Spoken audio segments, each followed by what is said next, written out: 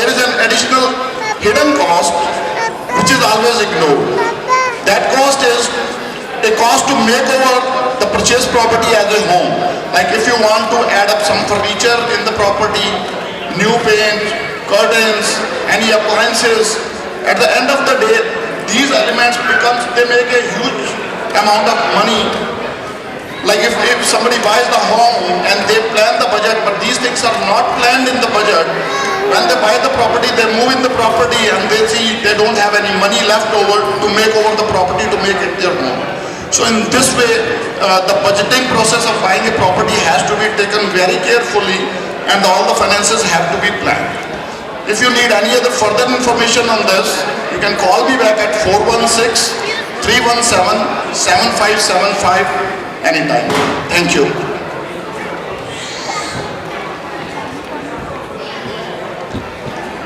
Thank you, Mr. Indrajit Bed. We have a lot of questions we got regarding the first time home buying.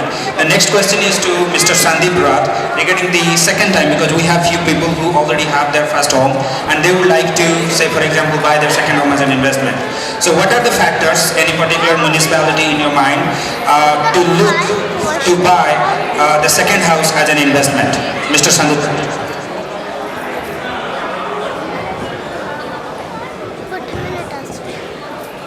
Yeah, that's a good question for second-time buyers as investors.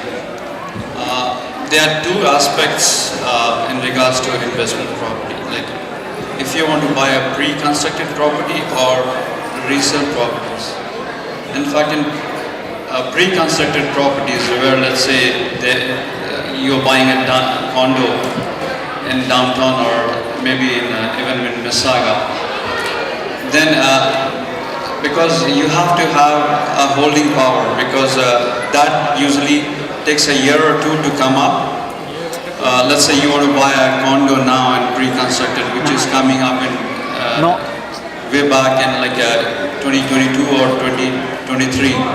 So you have to wait for 2-3 years to reap the benefit. But in the resale property, let's say if you want to buy, which obviously would be location. There are three important things, which is location, location, and location. You have to consider buying the properties where you can get very good rental returns, and that would be ideally close to let's say if you're buying a condo in downtown, the TTC and the subways and the transit system has to be just below your property, because as you know, the parking is a major issue in downtown. So these has to be taken into consideration. And in regards to bigger properties like semi-detached or detached, they should be close to universities or colleges like York University, or if you want to buy in Hamilton, that's McMaster. And if you want to buy in, let's say, in Brampton or Mississauga, close to Certain. So these are the important considerations you have to take. First, you have to think either you want to go for pre-constructed or resale property. And if resale, these are the things, let's say, if you're going to, as I told you, if condo downtown would be the ideal one, because Mississauga is not good for condo, and as if you want to sell in future, it doesn't appreciate as much. So it's very important when you're buying a property and investment, how soon the property can be liquidated. It's not important how you're buying the property, let's say in college or whatever. If you're buying a old, devalued property, which will further needs a lot of improvement in the property. So those things has to be really considered while buying a resale property. So there are loads of factors if you are thinking of investment. A lot of people, they think let's buy close to college and that will be the best deal, but if the house is in a bad shape, which needs various upgrades in future. So all these things, all these factors has to be considered. So I am quite involved in investment because I have loads of clients from Dubai, Saudi and all. And if you have any plans to invest, do let me know, be in touch, and I would certainly help you to guide through it. Thank you. Thanks, my friend. Thank you, Mr. Sandeep. So, without any further ado, I would like to go to the next question, which is like, we discussed about buying investment, condo, townhouse, pre-built versus ready to. So, that's the next question to Mr. Indrajit Baid.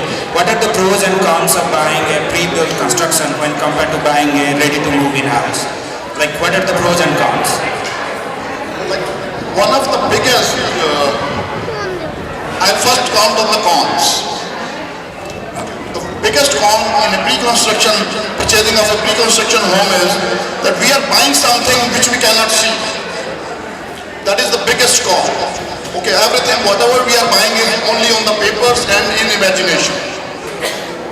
And second, yeah, builder is showing you some sketches, but the builder always has the authority as per the agreement to change all the layouts and plans and build up area in the houses. Legally, they have the authority to do so.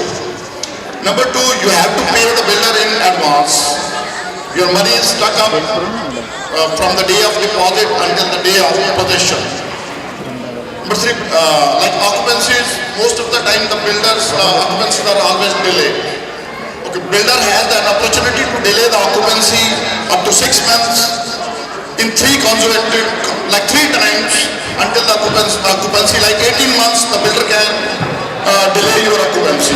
So your occupancy, like occupancy plans, everything can be jeopardized by the builder.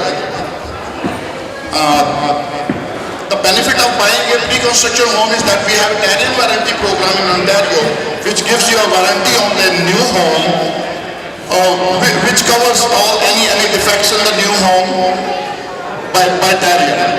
That is one of the biggest like plan. In a resale home, look, we have everything clear. Whatever we are buying, we see what we are buying here. Plus, we decide when we are going to take the possession. Our prices are all decided. All the numbers have been calculated in advance. Mostly the closings are done in like 30 to 90 days.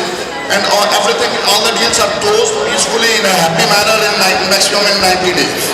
Wherever like in pre-construction homes, this may not be the situation. In pre-construction homes, the buyer has to get an approval for the mortgage 2 times. First, at the time of booking the home. Second time, when he takes the occupancy, his financial situation might change. At that time, if the buyer is not able to get a mortgage and close the deal, all the financials can be like destroyed for that person. So, in a pre-construction home, I always advise my clients, if you are going to buy a pre-construction home, make sure that financially you are sound. If your financial situation changes, you should still be able to close the deals after like 1 year, 2 year, whatever the closing period is. Another benefit of buying the pre-construction home is that you can get a customization according to your taste. You can resize your rooms. You can get the choice of the paints, windows, your backyards, whatever you want to customize at an additional cost, the builder can customize for you within certain limits. Whether buying a resale home, you do not have the choice of customizing up to a certain limit. And these are the 2 major things which differentiate. And another thing in buying a pre-construction home is HST clause of the government of Ontario. In resale homes, there is no HST clause interferes in the purchase price or your purpose of purchasing the property. But in a pre-construction home, if the buyer changes his idea of occupying the home after the occupancy or before the occupancy, under the interim closing period, in the case of a condo, 13% of the HST of the purchase price might turn all the financial tables of the buyers on the day of closing. Like for example, in the case of a condo, there are 2 types of closings come. One is called the interim closing and one is called the final closing. During the interim closing, the buyer is given the occupancy of the property and the buyer decides not to occupy the property but to rent the property. But he doesn't know that on the day of final closing, the lawyer will send him an additional notice of 13% of the purchase price to pay as an HST on the purchase price of the property. Suppose the property is purchased for 400,000 and the buyer gets a notice to pay $52,000 on the day of closing, pay additional, and he may not have the money. So the closing might be like delayed, then there will be additional penalties. So all these things have to be taken consideration, like regarding the financial numbers and the financial capacity of the buyer, whether he wants to buy a resale home or a pre-construction home. Thank you, Mr. Indrajit Bey, enlightening us regarding the pros and cons about the pre-construction versus the existing home buying. So to our last question to the panel, to Mr. Jyoti Mahana, considering the current mortgage approval system and affordability, there have been a surge in condominium and townhouse sale. What are the advantages and disadvantages of condominiums, condo townhouse and freehold townhouse compared to detached and semi-detached? Okay, so this is the last question. I'll not bore you all, so I'll very quickly finish it so that we can enjoy the program. Hello?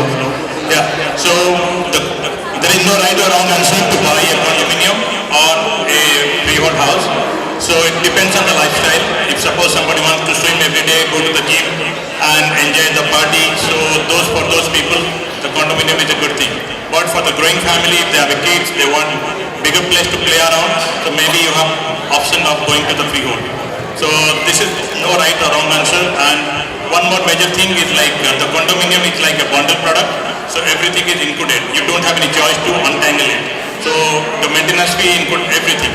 But when you're buying a freehold, you are the person, you control it. So like your hydro, your heating, all those you control it.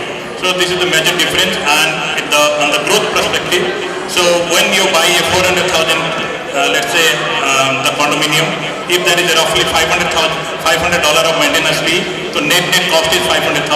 So when the price grows, the price will grow only on the 400,000. But when you buy a freehold home, if the cost is 500, let's say it grows at 8%, so you get the 8% growth on the 500,000. So that's the difference. So there is no right or wrong. This is basically a lifestyle choice between the condominium and the freehold. And thank you for OSC board for giving us the opportunity to speak to our people. We are all here, and just a request, we all are operating as a real estate, so I request all the ODIA people to support us, the ODIA people, so that we have a family bonding and we can help each other rather than going to any non-ODIA people. That is only my humble request. Thank you. Thank you, Mr. Jyoti Mahana, and thank you to the panel for giving your time and sharing your knowledge. I know these are not all the questions. If you have any question, your personalized question or individual question, please feel free to speak to them in privately. They will be with the audience until the end of the event. Please feel free to question them. And as Mr. Jyoti Mahana said, if you want to buy a house, please reach out to one of the panel, because they are our they're part of the ODIA community, ODIA society. So if you want to make a purchase, please feel free to speak one of them rather than going to somebody out of the community. Thank you everyone.